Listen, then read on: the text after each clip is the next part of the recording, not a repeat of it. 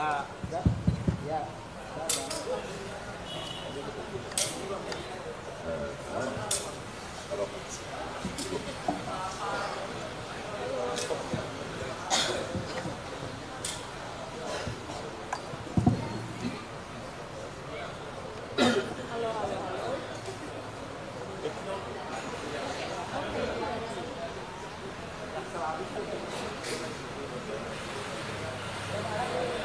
Sudah. Belum Pak. Sampai siap. Ya. Coba mulai coy ya. Coba mulai coy. Mas udah naik kan gambarnya ya? Oke.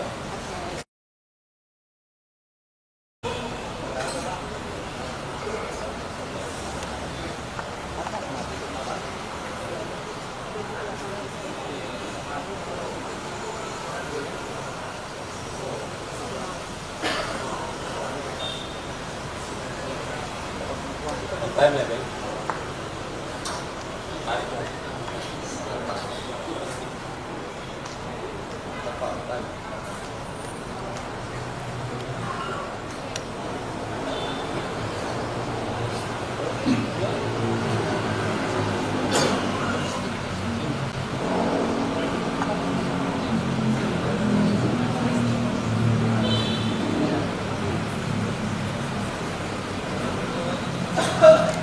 Oke. Oke ya. Baik. Assalamualaikum warahmatullahi wabarakatuh. Waalaikumsalam. Selamat malam, salam sejahtera untuk kita sekalian. Salam, Om Swastiastu, Namo Buddhaya, salam kebajikan, salam bahagia, salam sehat dan rahayu untuk kita semua. Pak Direktur Penyidikan pada Jampitsus yang saya hormati, beserta para Kasubdit dan jajaran di Jampitsus, Kasubdit dan jajaran Puspenkum yang saya hormati, beserta yang teristimewa buat rekan-rekan media yang hadir pada kesempatan yang baik ini atas undangan kami. Rekan-rekan media, tentu kita patut memanjatkan syukur kepada Sang Ilahi atas berbagai nikmat, khususnya nikmat sehat yang diberikan kepada kita sehingga malam hari ini kita bisa terus melakukan kegiatan, khususnya dalam press conference pada malam hari ini. Rekan-rekan media, bahwa kita akan mendengarkan bersama-sama rilis yang akan disampaikan oleh Direktur Penyidikan terkait dengan perkembangan penanganan perkara dugaan tindak pidana korupsi pada pemberian kredit dari Bank Jabar dan Bank DKI kepada PT Sritek. Ya.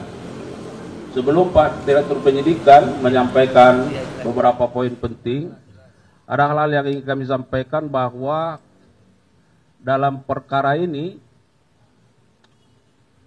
penyidik sudah melakukan pemanggilan dan pemeriksaan setidaknya terhadap 55 orang saksi dan 1 ahli. Dan hari ini penyidik sudah menjadwalkan dilakukan pemeriksaan terhadap setidaknya 9 orang. Dan bagaimana status terhadap saksi yang diperiksa dan dipanggil pada hari ini, tentu kita akan sama-sama mendengarkan keterangan yang akan disampaikan oleh Direktur Penyidikan. Kemudian dalam rangka bagaimana membuat terang tindak pidana ini, penyidik juga secara sungguh-sungguh sudah melakukan berbagai upaya-upaya seperti penggeledahan dan penyitaan, ya, yang dilakukan di beberapa tempat. Nah, tentu supaya lebih lengkap, mari kita sama-sama mendengarkan rilis atau keterangan yang akan disampaikan oleh Pak Direktur Penyidikan. Kepada Pak Dirjen kami persilakan.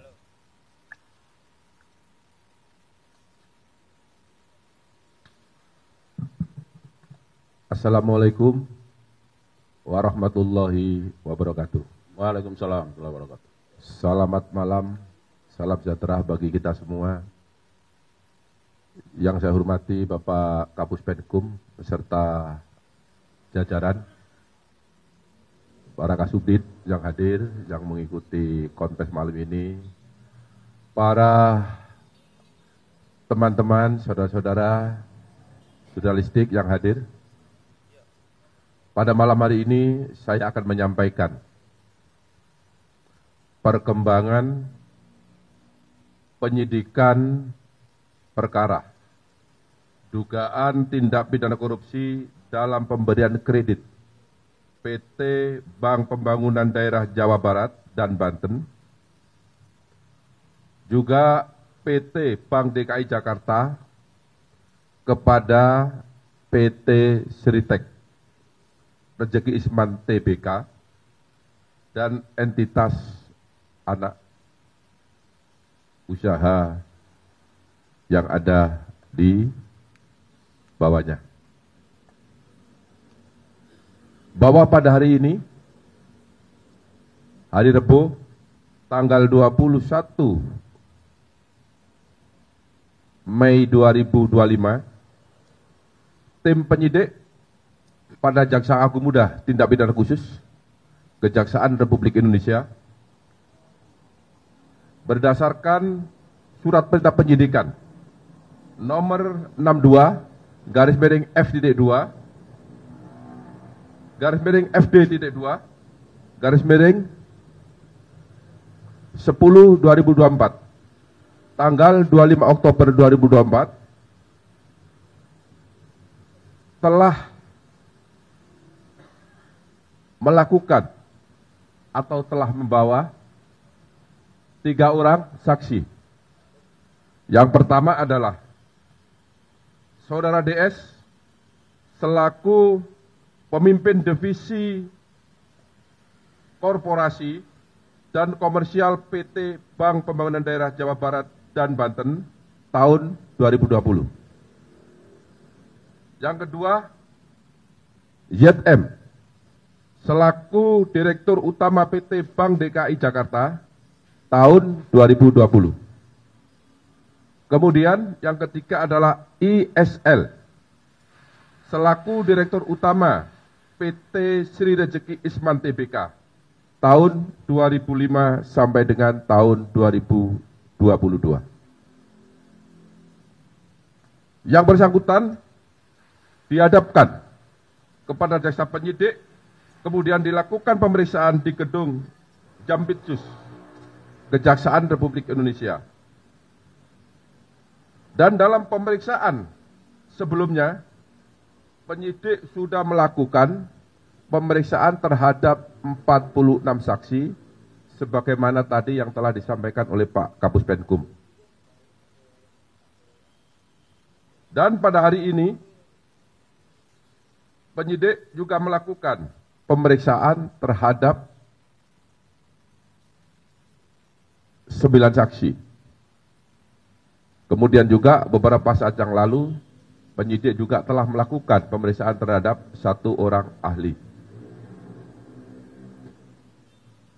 Setelah melakukan pemeriksaan terhadap para saksi tersebut di atas, penyidik memperoleh alat bukti yang cukup telah terjadi tindak pidana korupsi dalam pemberian kredit dari beberapa bank pemerintah kepada PT Sritek Rezeki Isman Tbk dengan nilai total outstanding atau tagihan yang belum dilunasi hingga bulan Oktober 2024 sebesar 3 triliun 588 miliar 650 juta 808 ribu rupiah, maaf, 28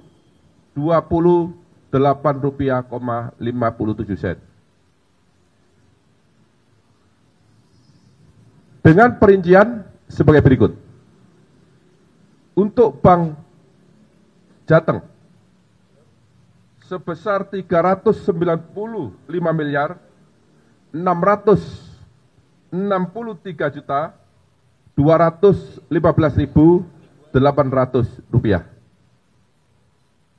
Kemudian untuk Bank BJB, Bank Banten dan Jawa Barat sebesar 543 miliar 980 juta 500 Rp7.170. Kemudian untuk Bank DKI sebesar 149 miliar 7.085.018 rupiah, 57 sen.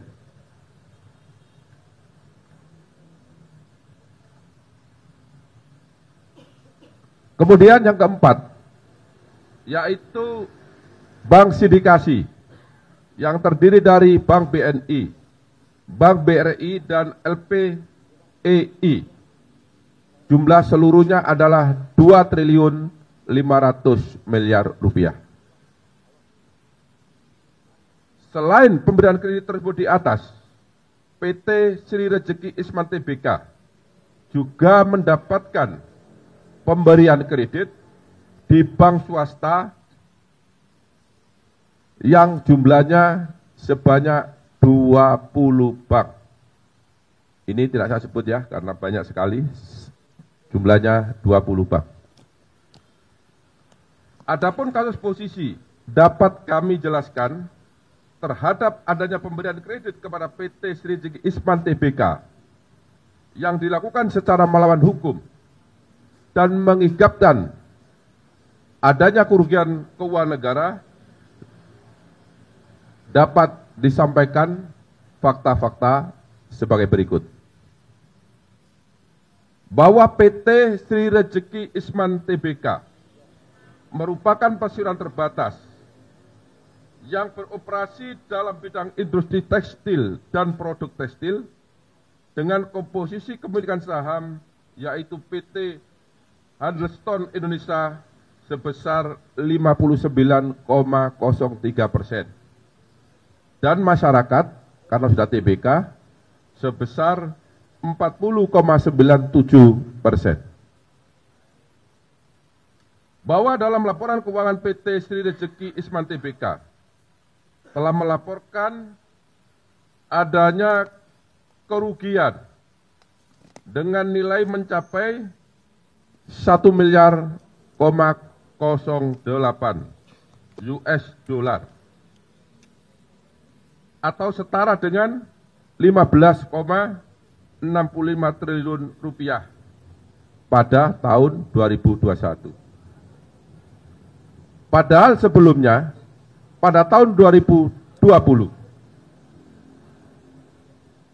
PT Sri Rejeki Isman masih mencatat keuntungan sebesar 85,32 US dollar Amerika atau setara dengan 1,24 triliun. Jadi ini ada keganjilan dalam satu tahun mengalami keuntungan yang sangat signifikan, kemudian tahun berikutnya juga mengalami kerugian yang sangat signifikan. Inilah konsentrasi dari teman-teman penyidik. Kemudian PT Sri Rejeki Isman Tbk dan entitas anak perusahaannya memiliki kredit nilai total outstanding atau tagihan yang belum dilunasi hingga bulan Oktober tahun 2024 sebesar 3.588 miliar 650.808.028 rupiah, 57 sen. Utang tersebut adalah kepada beberapa bank pemerintah, baik bank himbara, yaitu himpunan bank milik negara, maupun bank milik pemerintah daerah.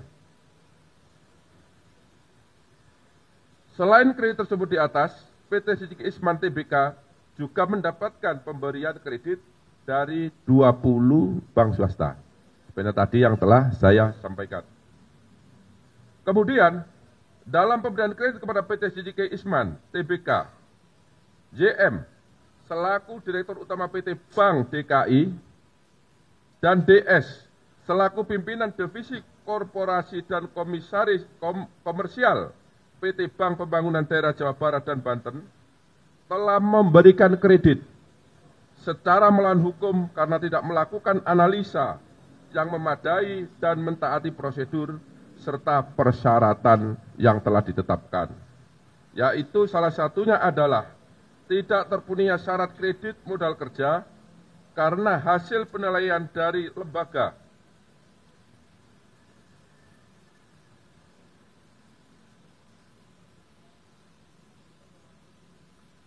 pemeringkat Fit and Modis disampaikan bahwa PT Sri Rezeki Isman Tbk hanya memperoleh predikat BB- atau memiliki resiko gagal bayar yang lebih tinggi. Padahal seharusnya pemberian kredit tanpa jaminan hanya dapat diberikan kepada perusahaan atau debitur yang memiliki peringkat A. Yang seharusnya dilakukan sebelum diberikan finance kredit sehingga perbuatan tersebut bertentangan dengan ketentuan standar operasional prosedur bank serta Undang-Undang Republik Indonesia Nomor 10 Tahun 1998 tentang perbankan sekaligus penerapan prinsip kehati-hatian. Bahwa pada saat ISL selaku Direktur Utama PT Sri Rezeki Isman Tbk mendapatkan dana dari PT Bank Pembangunan Daerah Jawa Barat, Banten, dan PT Bank DKI Jakarta, terdapat fakta hukum bahwa dana tersebut tidak dipergunakan sebagaimana tujuan dari pemberian kredit, yaitu untuk modal kerja, tetapi disalahgunakan untuk membayar hutang dan membeli aset non-produktif sehingga tidak sesuai dengan peruntukan yang seharusnya. Bahwa kredit yang diberikan oleh PT Bank Pembangunan Daerah Jawa Barat, Banten, dan PT Bank DKI Jakarta kepada PT Sri Rezeki Isman Tbk saat ini macet dengan kolektibilitas 5 dan aset perusahaan tidak bisa dieksekusi untuk menutupi nilai kerugian negara karena nilai lebih kecil dari nilai pemberian pinjaman kredit serta tidak dijadikan sebagai jaminan atau agunan. Bahwa PT Sri Rezeki Isman Tbk dinyatakan pilot oleh Pengadilan Negeri Niaga Semarang melalui putusan nomor perkara 2/PDT.SUS homologasi /2024/PN Niaga Semarang. Bahwa akibat adanya pemberian kredit secara melawan hukum tersebut yang dilakukan oleh PT Bank Pembangunan Daerah Jawa Barat Banten dan PT Bank DKI Jakarta kepada PT Sri Rezeki Isman Tbk telah mengakibatkan adanya kerugian keuangan negara sebesar 690.592.188 rupiah dari total nilai outstanding atau tagihan yang belum dilunasi sebesar 3.438.808.028.028 rupiah,57 sen. Kemudian setelah dilakukan pemeriksaan terhadap DS, kemudian terhadap YM dan terhadap ISL, pada hari ini, Rabu, tanggal 21 Mei tahun 2025, penyidik pada Jampitsus Kejaksaan Agung Republik Indonesia menetapkan 3 orang tersebut sebagai tersangka karena ditemukan alat bukti yang cukup telah terjadi tindak pidana korupsi dalam pemberian kredit PT Bank Pembangunan Daerah Jawa Barat dan Banten serta PT Bank DKI Jakarta kepada PT Sri Rezeki Isman Tbk. Penetapan tersebut berdasarkan untuk ISL, yaitu penetapan nomor 35 tanggal 21 Mei 2025. Untuk tersangka DS berdasarkan penetapan nomor 36 tanggal 21 Mei 2025. Dan untuk tersangka YM berdasarkan penetapan nomor 37 tanggal 21 Mei 2025.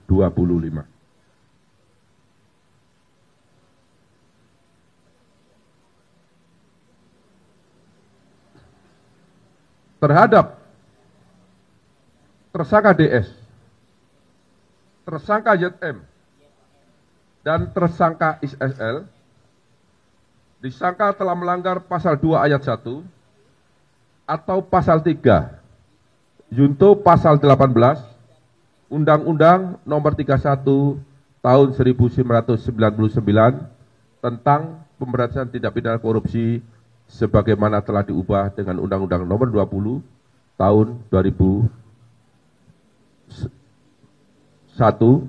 junto pasal 55 ayat 1 ke 1 Kitab Undang-Undang Hukum Pidana. Terhadap 3 tersangka mulai malam ini dilakukan penahanan untuk 20 hari ke depan. Untuk tersangka ISL dilakukan penahanan berdasarkan surat perintah nomor 32 tanggal 21 Mei 2025. Untuk tersangka DS berdasarkan surat perintah penahanan nomor 33 tanggal 21 Mei 2025. Dan untuk tersangka ZM berdasarkan surat perintah penahanan nomor 34 tanggal 21 Mei tahun 2025. Yang bersangkutan ditahan di Rutan Salim Baca Kejaksaan Agung dan sebentar lagi akan dilakukan atau dibawa ke tahanan. Demikian yang dapat saya sampaikan. Apabila ada kata-kata yang kurang jelas, kata-kata yang kurang dimengerti, saya mohon maaf. Dan saya akhiri, wabillahi taufiq wal hidayah. Wassalamualaikum warahmatullahi wabarakatuh. Waalaikumsalam warahmatullahi wabarakatuh. Terima kasih kepada Pak Direktur Penyidikan. Rekan-rekan media, barangkali ada satu hal yang ingin kami tegaskan supaya tidak bias di masyarakat seolah-olah ada penanganan yang disparitas. Perlu diketahui bahwa tadi sudah disampaikan oleh Pak Dirdik bahwa selain 4 bank, ya, sesungguhnya ada 20 bank. Tapi harus dipahami bahwa bank-bank yang lain itu adalah bank-bank swasta. Nah, kita tangani bank pemerintah dan bank daerah karena ini terkait dengan keuangan negara, ya, sebagai pintu masuknya. Ya. Jadi supaya ada penjelasan ke masyarakat, kenapa hanya 4, kenapa yang lain tidak, ya. Karena ini terkait dengan kewenangan kita menyangkut masalah keuangan negara. Saya kira begitu. Silakan kalau ada pertanyaan. Yang abang ganteng dulu, yang baju apa? Ya.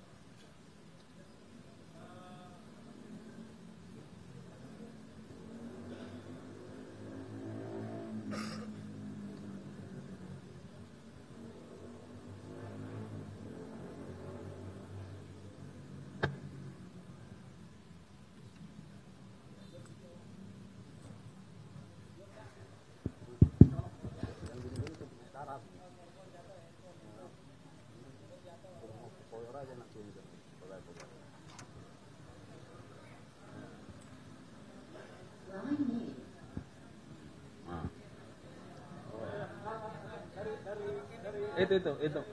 Mas itu.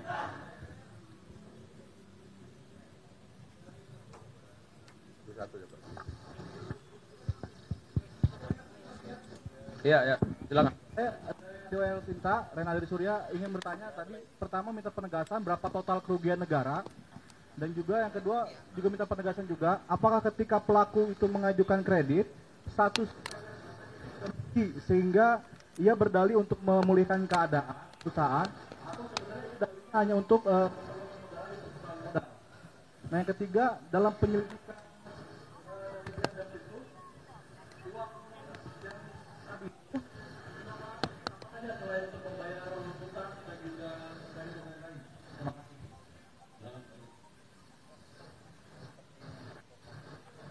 Ya, terima kasih atas pertanyaan yang telah disampaikan.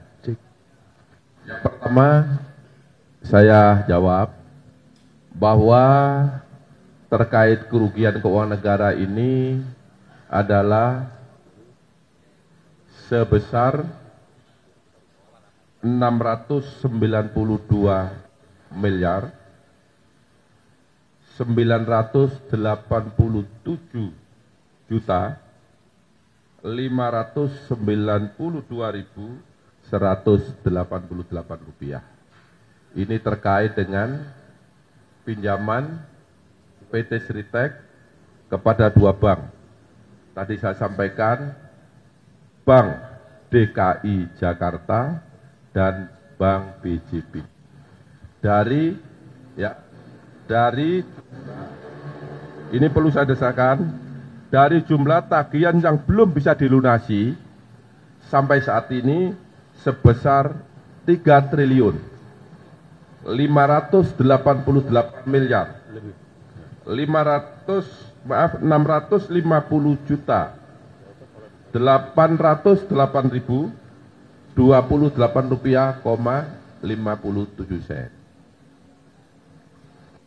Kemudian terhadap pinjaman tersebut sesuai dengan akad kredit atau perjanjian yang diajukan adalah untuk modal kerja. Tetapi berdasarkan hasil penyidikan, uang tersebut tidak digunakan untuk modal kerja, tetapi digunakan untuk membayar hutang dan membeli beberapa aset tetap yang saya ulangi, ini baru bank.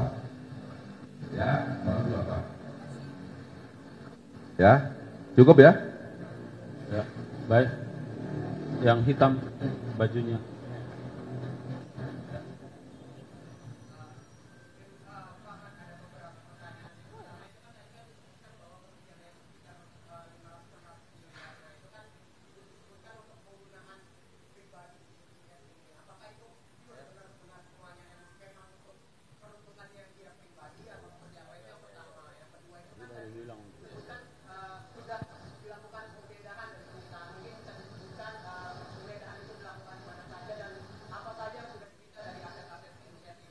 Ya.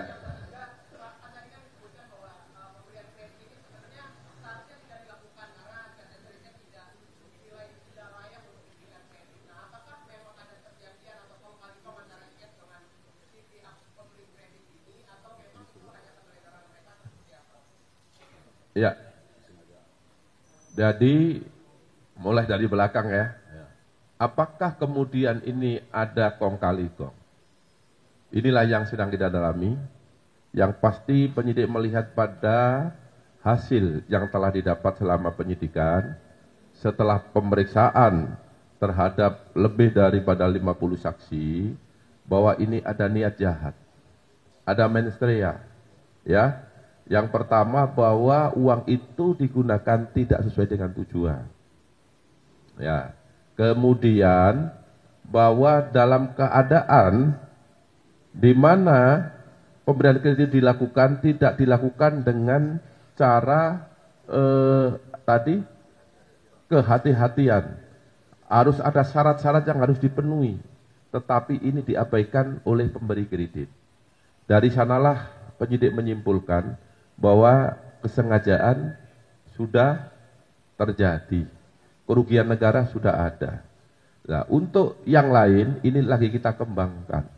Apakah kemudian di bank-bank pemerintah yang saya sampaikan tadi ada sindikasi, ada bank daerah yang lain terjadi modus yang sama? Karena ini masih dalam proses penyidikan, masih berjalan. Untuk kawan-kawan wartawan sabar, setiap perkembangan pasti akan saya sampaikan sebagai bentuk transparansi terkait penanganan perkara ini kepada publik. Ya. Cukup? Oh, soal penyitaan. Ya. Jadi penyidik sudah melakukan penggeledahan di antaranya di rumah 3 tersangka. ada yang di apartemen di daerah Jakarta Utara, ada yang di rumah tersangka di Solo, ya, ada juga yang di Baru dan Kota Makassar.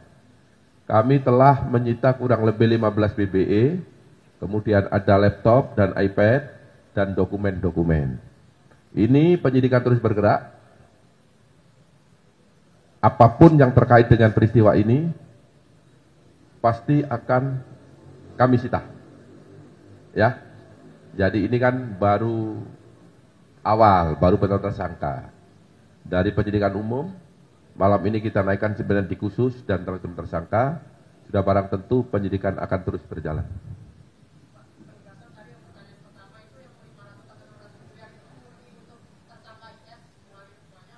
Ya, murni. Ya. Saya kira cukup ya. Masih ada? Ya. Gimana? Penegasan lagi nih.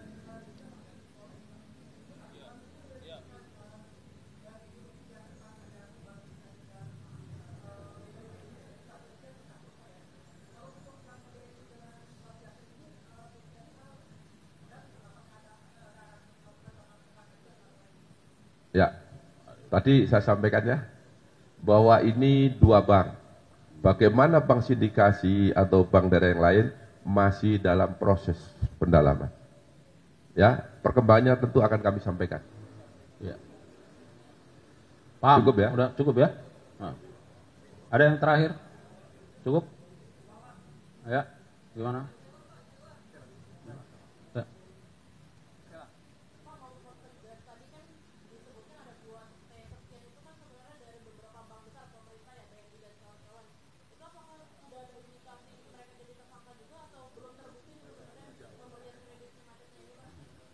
Saya jawab, siapapun yang terlibat dalam perkara ini, ya, tanpa bulu pandang, tanpa pandang bulu, apabila alat bukti cukup, akan kita minta pertanggungjawaban hukum.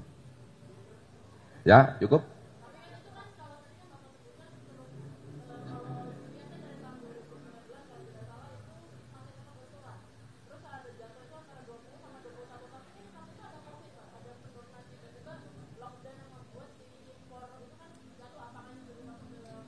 Itulah anomali yang saat ini kita dalami.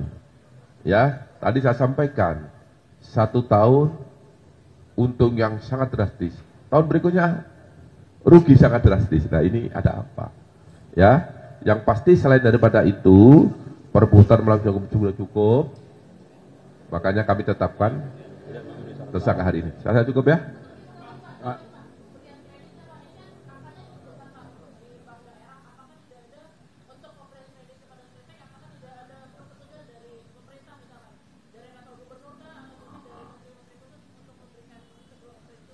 Iya, tentu kita sudah pelajari semua prosedur yang ada. Ya, ini sudah ada persetujuan dari direksi. Ya, jadi kawan-kawan sabar. Ini kan baru ditetapkan tersangka. Ya, nanti pasti akan kita buka seluas-luasnya. Ya, Terakhir ya.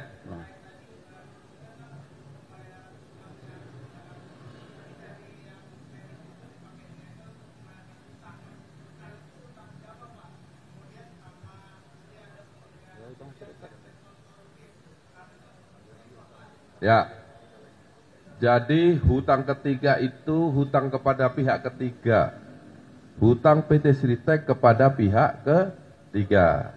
Untuk aset yang tidak produktif, antara lain diberikan tanah, ya, itu ada beberapa tempat, ada yang di Jogja, ada yang di Solo, ya.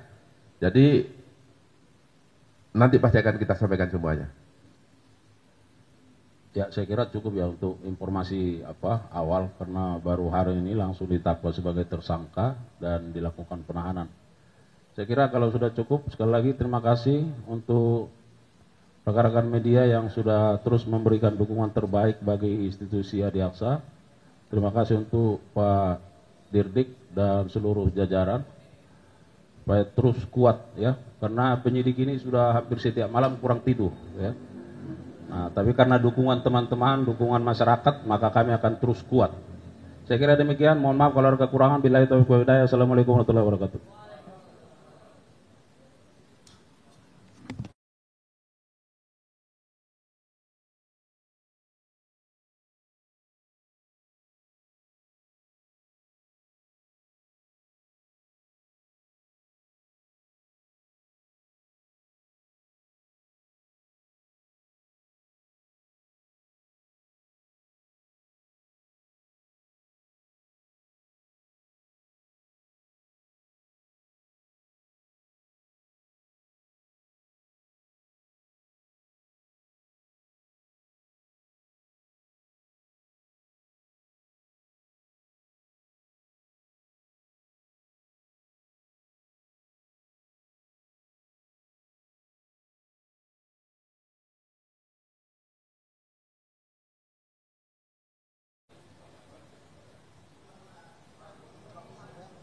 Iya, ini biar ku bilang. ISL. ISL. Ya. DS. D. ZM.